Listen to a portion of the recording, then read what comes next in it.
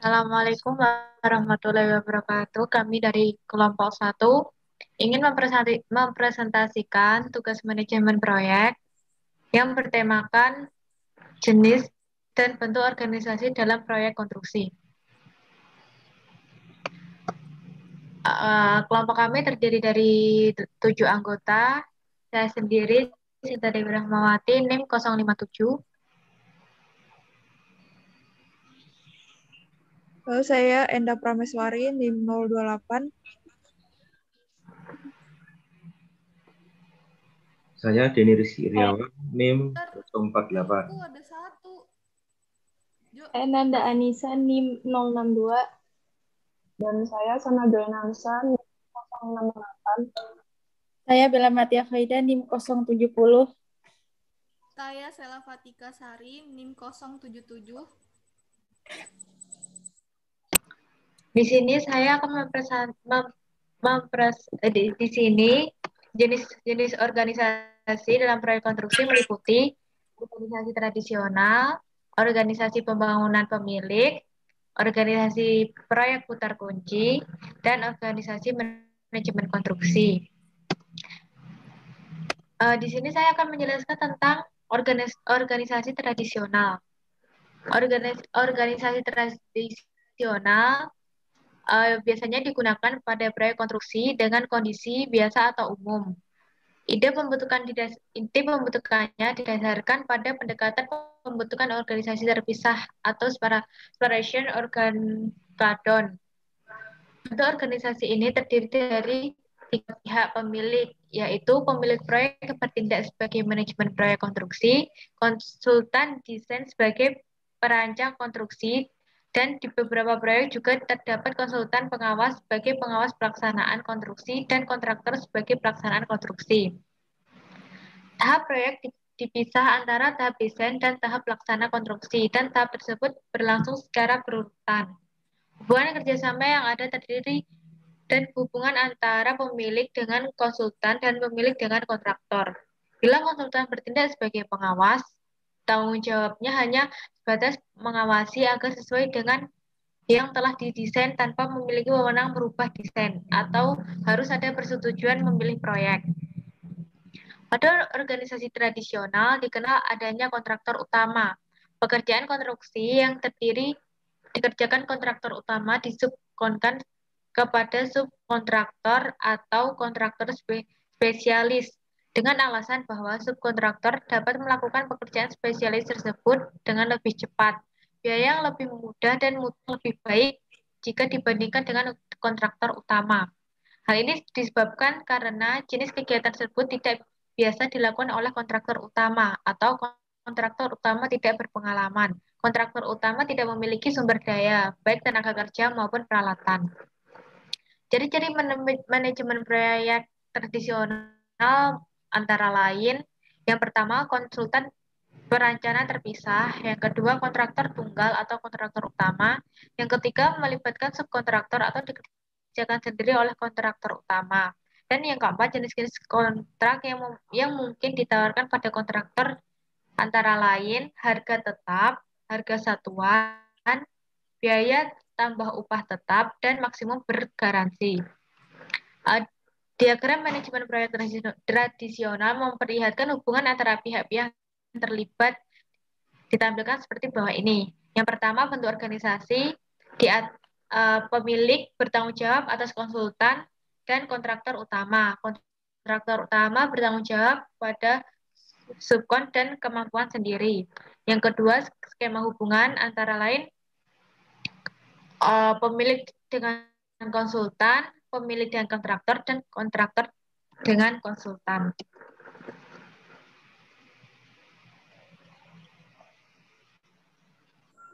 Selanjutnya ada organisasi pembangun pemilik.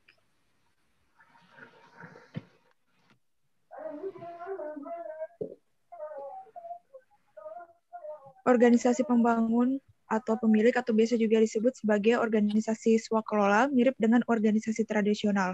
Hanya saja unit organisasi pemberi tugas atau pemilik konsultan dan kontraktor merupakan bagian yang tidak dapat dipisahkan dan organisasi pemilik proyek meskipun proyek telah selesai. Hal tersebut sekaligus menjelaskan bahwa ide pembentukan organisasi semacam ini didasarkan pada organisasi terpadu atau integration of organization. Dalam bentuk organisasi swakelola, tenaga kerja dan pengadaan bahan serta peralatan dapat dikontrakkan kepada pemasok atau supplier.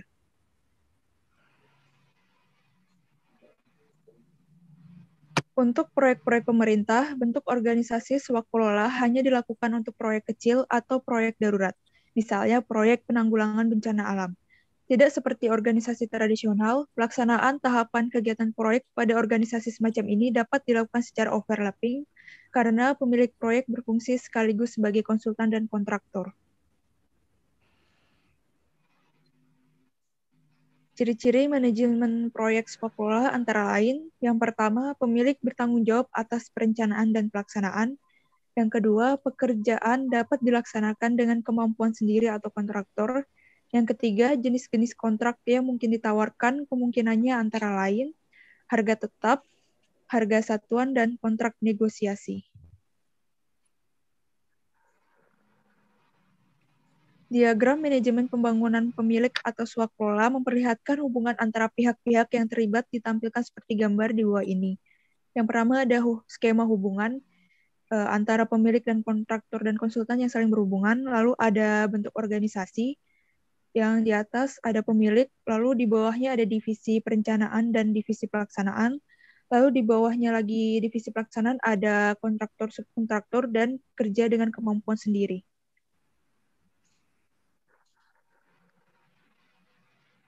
Lalu yang ketiga, saya menjelaskan tentang organisasi proyek putar kunci.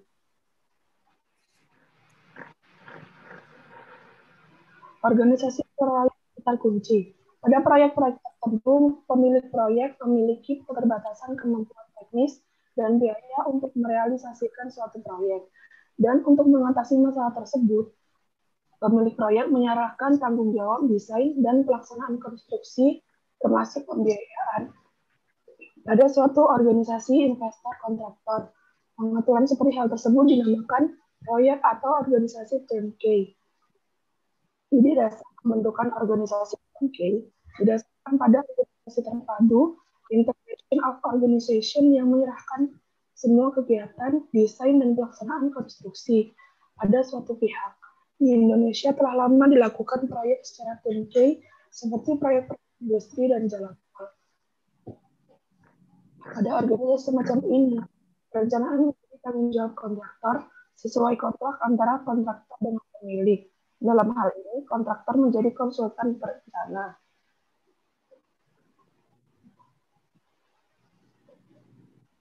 Ciri-ciri organisasi proyek putar kunci atau turnkey, yaitu yang pertama, satu perusahaan yang bertanggung jawab baik untuk perencanaan maupun pelaksanaan konstruksi, atau single firm responsible for both design and construction.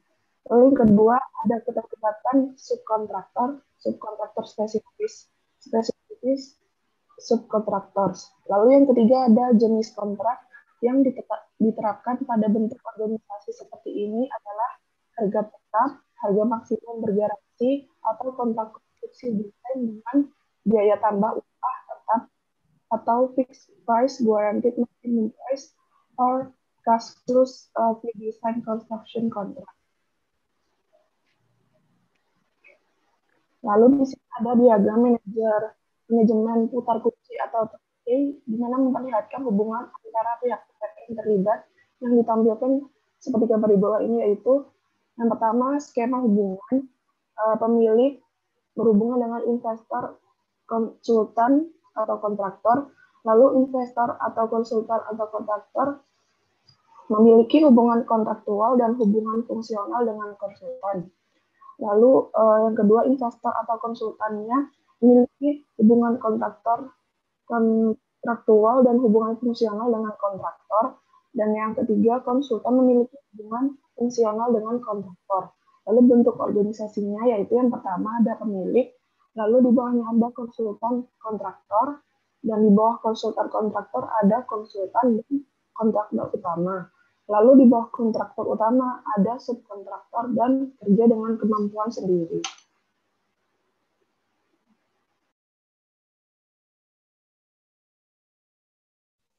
Yang keempat, ada organisasi manajemen konstruksi. Organisasi manajemen konstruksi yaitu perkembangan proyek konstruksi dengan dana yang semakin besar menyebabkan kegiatan di dalam proyek menjadi semakin banyak. Hal ini mengakibatkan pihak-pihak yang terlibat dalam proyek menjadi semakin banyak pula. Misalnya, dengan semakin banyaknya kegiatan proyek, maka dibutuhkan semakin banyak kontraktor spesialis. Oleh sebab itu, owner tidak cukup mampu untuk mengelola proyeknya sendirian, sehingga membutuhkan pihak lain yang membantu dalam mengelola proyek yang disebut dengan pihak manajemen konstruksi. Organisasi manajemen konstruksi berkaitan dengan tim manajemen proyek terdiri dan manajemen proyek atau professional construction management, dan pihak-pihak lain, atau kontraktor, konsultan desain, dan sebagainya, yang mempunyai tugas mengelola proyek secara terpadu dari perencanaan proyek atau project planning, desain, dan pelaksanaan konstruksi. Hubungan kontrak antara pihak yang terlibat dalam tim manajemen proyek bertujuan meminimalkan hubungan timbal balik di dalam tim manajemen proyek. Pelaksanaan tahapan pada organisasi semacam ini memungkinkan dilaksanakan secara overlapping karena pelaksanaan proyek seperti desain dan pelaksanaan konstruksinya sudah terpadu di bawah koordinasi manajemen konstruksi. Dengan keterlibatan beberapa kontraktor spesialis, pihak manajemen konstruksi mengkoordinasikan agar desain pekerjaan yang satu dapat langsung dikerjakan oleh kontraktor spesialis yang satu tanpa menunggu keseluruhan desain selesai. Pelaksanaan semacam ini melakukan satu kali pengadaan konsultan dan beberapa kali pengadaan kontraktor spesialis. Cara pengadaan konsultan dan kontraktor semacam ini disebut dengan pendekatan paket pekerjaan.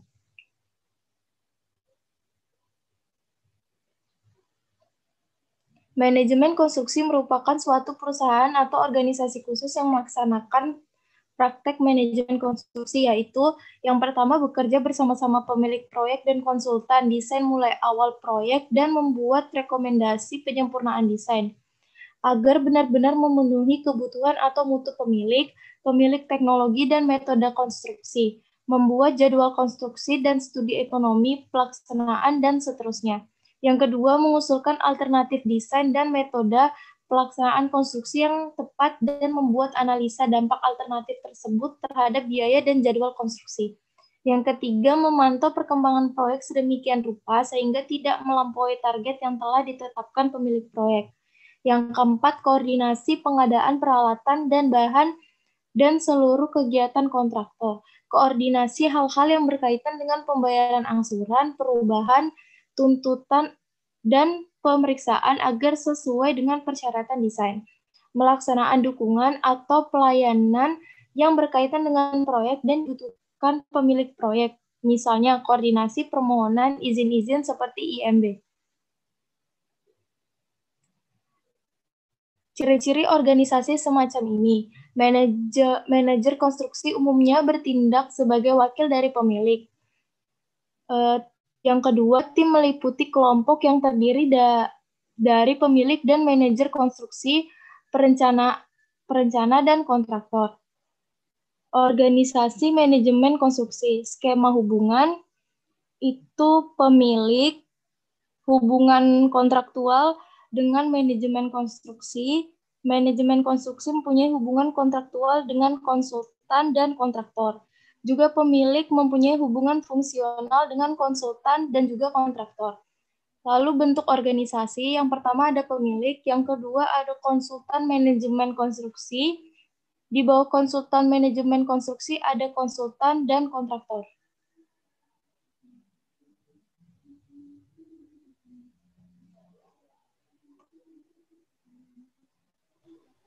Oke, selanjutnya bentuk atau tipe organisasi. Yang pertama, organisasi garis. Next.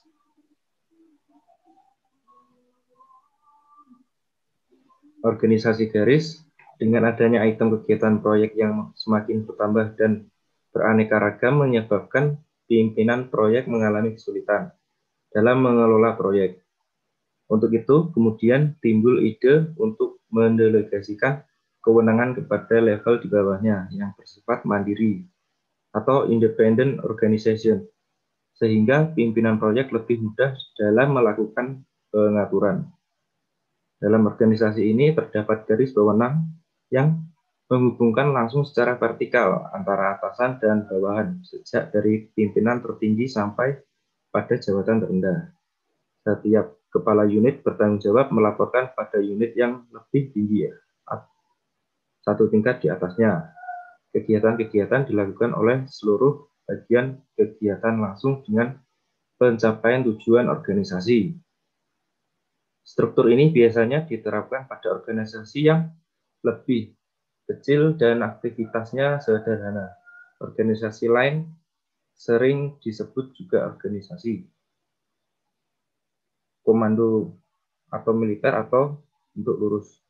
Tipe LAN ini merupakan tipe yang paling tua dan paling sederhana. Berbagai tipe yang lain merupakan pengembangan lebih lanjut dari tipe LAN. Organisasi ini hanya dapat berjalan dengan baik apabila pemimpin mempunyai manajerial yang baik, karena semua kemajuan dan kemunduran tergantung di tangan pimpinan.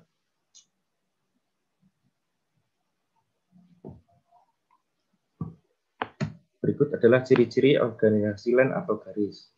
Yang pertama, hubungan antara atasan dan bawahan masih bersifat langsung melalui satu garis wewenang. Yang kedua, jumlah karyawan sedikit, sehingga dinamakan organisasi sederhana.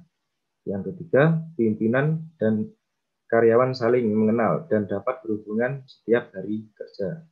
Keempat, pucuk pimpinan biasanya pemilik perusahaan. Kelima, pucuk pimpinan dipandang sebagai sumber kekuasaan tunggal. Keenam, tingkat spesialis tidak begitu tinggi. Yang terakhir, tujuan organisasi sederhana.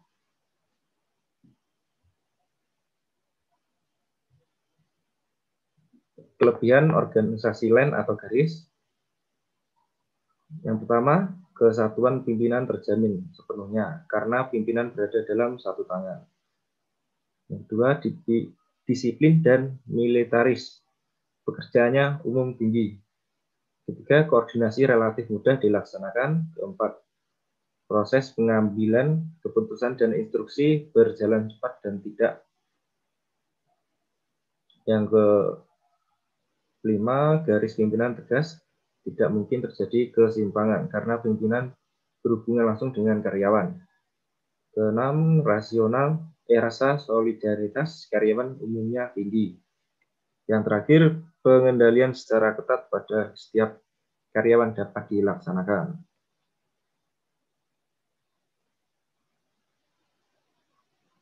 Berikutnya yaitu kelemahan organisasi LAN atau garis. Itu tujuan pribadi pimpinan seringkali tidak dapat dibedakan dengan kepentingan organisasi. Terus ada kecenderungan pimpinan untuk bertindak otoriter atau diktator. Yang ketiga, organisasi secara keseluruhan bergantung pada satu orang. Terus ada rangkap jabatan dalam pekerjaan sehingga tidak efisien. Berikutnya, kurang tersedianya staf ahli. Kemungkinan pekerjaan dilaksanakan kurang sempurna. Berikutnya, bakat para bawahan sulit untuk berkembang karena sukar untuk mengambil inisiatif sendiri. Berikutnya, timbulnya birokrasi, yaitu lambatnya jalan pekerjaan dan tanggung jawab karena banyaknya tangga-tangga organisasi yang harus dilewati. Yang terakhir, tidak adanya kerja antara bagian-bagian yang sederajat dalam organisasi tersebut.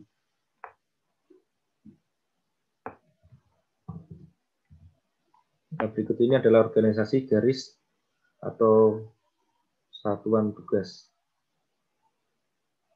Itu ada owner, di bawahnya ada project manager, di bawah project manager itu ada design manager, support service, dan konstruksi manager.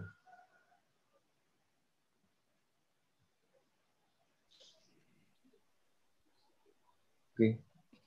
Selanjutnya, organisasi garis dan staf.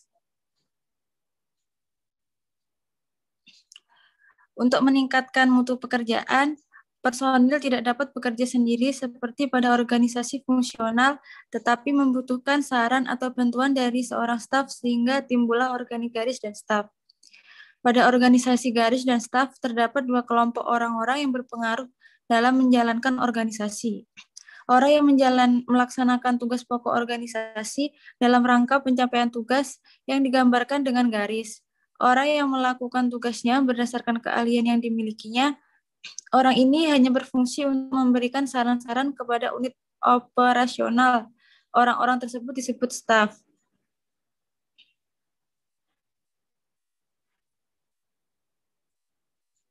Ciri-ciri organisasi dan staf, yaitu yang pertama, terdapat spesialisasi yang beraneka ragam yang diperlukan secara maksimal. Dalam melaksanakan tugasnya, anggota garis dapat menerima pengarahan serta informasi dari staf. Yang kedua, pengarahan yang diberikan staf dapat dijadikan pedoman bagi pelaksana. Yang ketiga, staf mempunyai pengaruh besar dalam pelaksanaan pekerjaan. Struktur organisasi dan staf, yaitu dipimpin oleh owner, yang anggotanya terdiri dari Design Division, Project Manager, dan Construction Division. Design Division membawai Design Manager, Project Manager membawai Support Service, dan Construction Division membawai Construction Manager.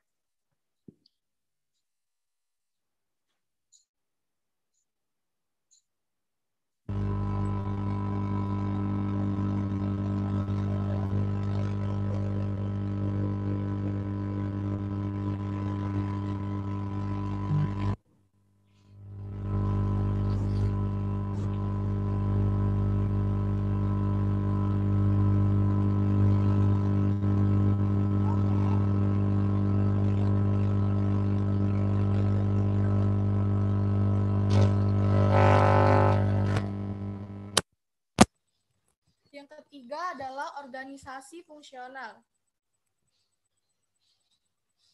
Organisasi fungsional. Organisasi fungsional yaitu organisasi yang memiliki susunan dari satuan-satuan yang menangani tugas spesifik sesuai dengan kebutuhan organisasi dan dilengkapi subordinal. Ciri-ciri organisasi fungsional. Yang pertama, pembagian tugas dapat dibedakan secara jelas dan tegas. Yang kedua, dalam pelaksanaan kegiatan tidak banyak memerlukan koordinasi karena koordinasi dilaksanakan oleh pemimpin tingkat atas. Dalam pembagian unit-unit organisasi berdasarkan spesialisasi kegiatan. Yang terakhir, para pembantu pimpinan atau pimpinan unit mempunyai wewenang memberikan perintah langsung pada unit-unit bawahan masing-masing. Pada struktur fungsional, setiap bagian bertanggung jawab atas satu macam fungsi tertentu dan pada fungsinya itu kewenangannya menjangkau bagian-bagian yang ada di bawahnya, menunjukkan bagian yang memiliki sebuah bagian yang menjangkau bagian-bagian lain pada sebuah organisasi.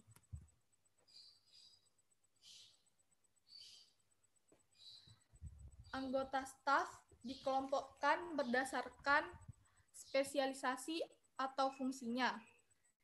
Berikut ini adalah struktur organisasi yang pertama yaitu chief eksekutif yang terdiri dari 3 fungsional manager dengan fungsi masing-masing staf yang berbeda. Yang keempat adalah organisasi matrik.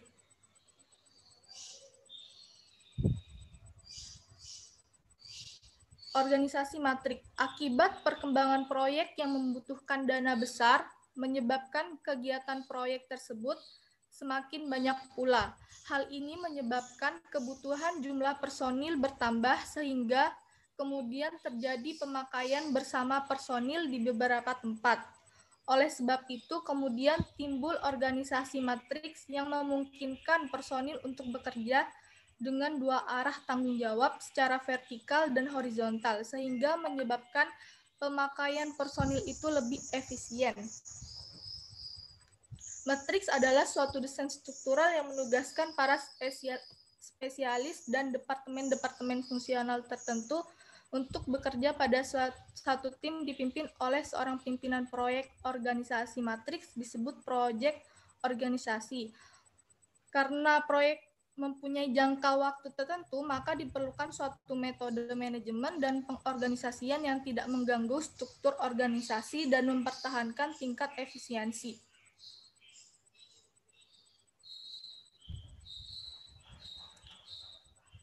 Berikutnya adalah dalam organisasi matrik, personalia fungsional yang ditugaskan dalam suatu proyek bekerja pada fungsionalnya. Contoh, seorang manajer diberi kekuasaan dan tanggung jawab untuk memenuhi tujuan proyek seperti kualitas, masalah pembiayaan, dan masalah penyelesaian, dan lain-lain. Maka, manajer mempunyai kewenangan untuk menugaskan dan menilai karyawan fungsional yang bekerja pada proyek. Setelah proyek selesai, karyawan fungsional akan kembali ke bagian-bagian fungsionalnya masing-masing. Ciri-ciri organisasi matrik. Para pegawai dalam struktur organisasi matrik mempunyai dua atasan, yaitu departemen fungsional dan manajer proyek. Yang kedua, digunakan dalam skala proyek yang besar. Yang ketiga, adanya saling ketergantungan di antara departemen.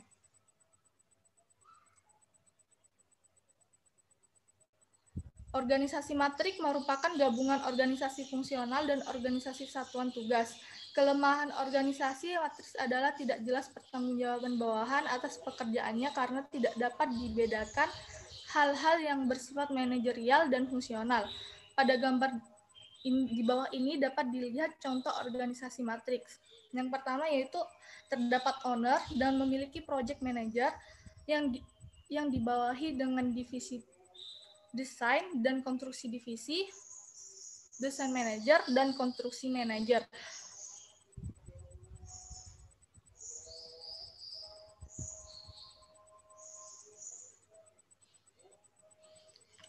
Mungkin sekian dari saya. Untuk selanjutnya diserahkan kepada ketua, yaitu Sinta. Sekian presentasi dari kelompok kami. Jika ada kesalahan, mohon dimaafkan. Wassalamualaikum warahmatullahi wabarakatuh. Waalaikumsalam warahmatullahi wabarakatuh.